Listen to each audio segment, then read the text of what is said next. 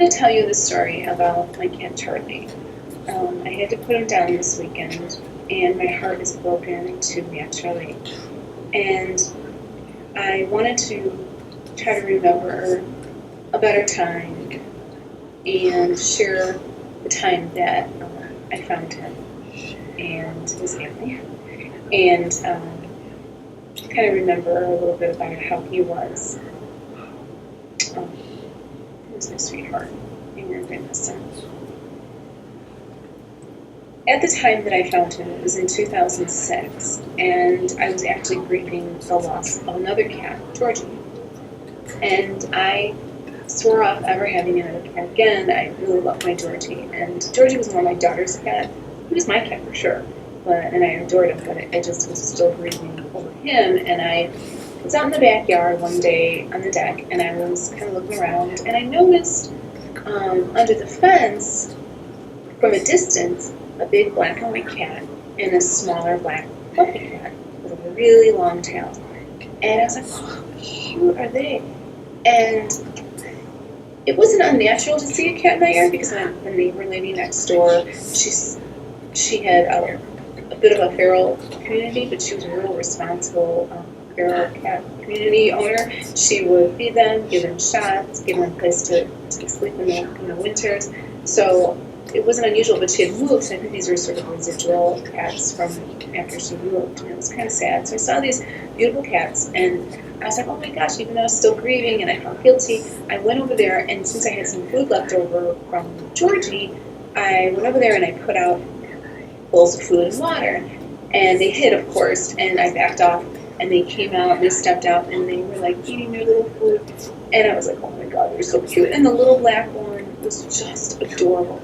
And I thought, oh my god, but no, I felt guilty, like feeling like I was betraying my Georgie. So I let it go, and I never really looked for them again, and I didn't really like pursue it. At the time, my mom was also living with us, so I was really busy with her, and she had recently been in the hospital, so obviously she was my first priority. So I was back and forth to the hospital. And one day I was coming home, it was like mid-September at this point, and when I had seen these two cats before, it was maybe end of August. So now it's like 2-3 weeks later, and I was coming home from the hospital, and I had a lot on my mind with my mom, and my husband called, and he said, when you pull up to the house, be very careful because there are a couple cats in front of the house. And then I thought, briefly thought, like, I wonder if it's those cats, but no, they would know the front of my house. I mean, it could have been in any house. They could have gone to any house, but they went to my house? No, it could have been them.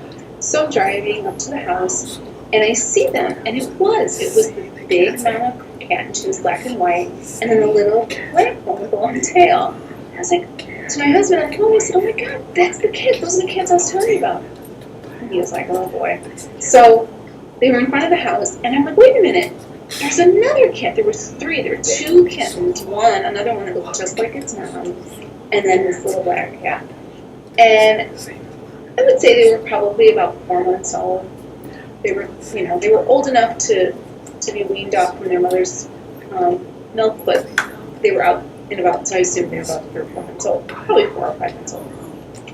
So they were so cute, and so I pulled up to the driveway, and I see them scattered because they saw me, and they were so cute. So I went in the house, and I immediately put together bowls of food, and I peeked out, and I put out the food, and slowly but surely they creeped back, and they were eating, and they were, munching away. And when I went to open the door, of course, the mother hissed at me because she was truly a feral cat. She didn't trust humans at all. And the 2 babies, they followed their mother's lead, so they ran too. And as time went on, every day I would be putting food out, and I did it literally morning and night. And this went on for a while, and they were starting to trust me a little bit, especially the little black one. And the little black and white one was a lot like its mom. Well, there was another cat that came around that was sort of like the black cat everybody knew, Picasso, and he was this big black cat, big, beautiful, friendly, sweet tomcat. He let everybody pet him and he let everybody feed him. And I really think he was the father because he always came around and he played with the kittens. I always watch him from the window, and he would play with the kittens. And I had this big boulder in front of my house, and they would run around, and he'd be on top, and he'd swipe them. It was just adorable. And the mom was just kind of cranky and crabby. She's like, "Get rid of my babies, just take them already. I'm sick of them." She just had this like feral attitude. She was wild, and she didn't. And I tried, and it was getting colder outside, and I wanted to get all three of them in the house, but Picasso was the neighborhood cat. I just felt like he liked his freedom. Sometimes you just have to give him that respect. So I tried really hard to get all three of the mom and the two kittens in, but it was really difficult, and the mom just wouldn't have it. So it was getting really cold. It was coming now. It was like October, November, and so I put out like a little bit of a shelter out there. And so the two kittens would go inside the shelter, and Charlie, the big, I called Charlie, and the other one I called Augustus, or Augie. And the little black and white one was Augustus, and the black one was Charlie. And Charlie had this long tail, so he would wrap his tail around Augie at night, and he would, he'd keep him warm. And then the mom just slowly but surely just stopped coming around. I figured she figured, I'm done, my job's done. And she did love them, I think, because she did make sure that they found, someone a sucker to take care of them. So every day I fed them, morning and night, and I really did try to get that mom in, but she wouldn't come. So finally, I talked to a woman at a shelter, and she gave me some traps. So I put the traps out one day, because it was getting really cold, and I put the traps out, and she gave me two, and Charlie, the black one, naturally just went into the trap, and the other one was too suspect, and I had to keep him out there another day by himself, because I got Charlie in the house. The trap went down, I got Charlie in the house. Augie wanted nothing to do with it. So I put the trap out, and finally the next day he got in, I trapped him. Well, when I brought him in, it was like he was demonic. I mean, he was like, from the bowels of hell, the sound from his body was like, roar! He would not allow me to come near him. And I swear that cage lifted. I'm pretty positive it was lifted. And Charlie was just more cooperative and sweet. And I let him out, and he ran around the house a little bit and kind of like hid in a corner and was scared. But Augie was just like evil and demonic, and I was terrified of him. My husband left the room, was frightened. It was really kind of funny. Well, as time went on, I broke Augie of his feral behaviors, and I likened myself to being the cat whisperer. He was completely docile, the sweetest ex-feral cat you'd ever want to know. And Charlie always looked out for him and cared for him. Always put his little tail around him and took care of him. Sadly, I had Augie for only less than a year, and he ended up dying of an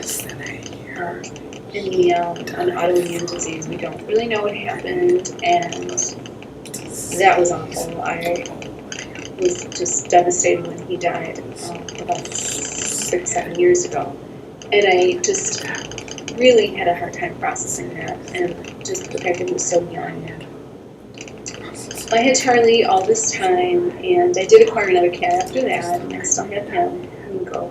But Charlie was amazing. He was just the best cat ever, and he was so sweet all of the time. His personality just never changed. He was just like his dad, Picasso, just really sweet and friendly, and just the nicest, sweetest cat you ever want to know. I mean, he was the best, like, innately a cat's cat. Like, I knew he was the best mouser. Whenever we had mice in the house, we'd get them every winter. He knew. He would, like, run after them. He would grab them. He would never eat them. He was always very gentle, but he would mess around with them and knock them around and pull their tails, and he just knew exactly what to do. He would, if he found a bug in the house or a fly, he would like jump and grab it. He was like super cat. He like knew how to be a cat, whereas my other cat, Nico, was more like human, and he knows how to be a perfect human. He's really super smart. He's a tabby, and tabbies are really smart. He's a really smart tabby cat. Whereas Charlie was just more like affectionate in terms of like, let me give him kisses, and he was super soft, and he had this beautiful long fur and his tail, and he was just the best cat's cat. He was just a great cat. He was kind and sweet. He welcomed Linko into the home after his own brother died, and I just think that he was the ultimate cat. He seemed to like replicate his dad's behavior, and I know that sounds really strange because it doesn't seem like tomcats really are involved in their families, and yet he just totally replicated his dad's behavior, and he was just the sweetest, most loving cat. And when he got sick 2 years ago, I did everything in my power to save him and to help him, and everything I tried did help him live 2 more years, and I'm grateful for that. But he definitely, his body couldn't take it anymore, and unfortunately, he was just becoming more and more sick, and it was a sad situation, and I didn't want to put him down, but I also didn't want to see him suffer. And I read somewhere that said, better to be a week early than a minute too late.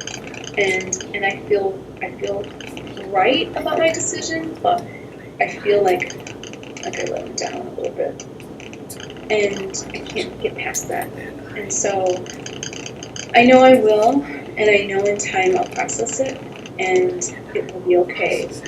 But I also know that I was a good pet owner, and that he had a good life, and he lived in just this constant state of love, and he taught me things about constant love, and just he always knew to be sweet and kind. And I know it sounds strange that it's a cat who taught me a lesson, but truly he was truly the essence of good, and I feel very blessed to have been his owner for the last 8 years.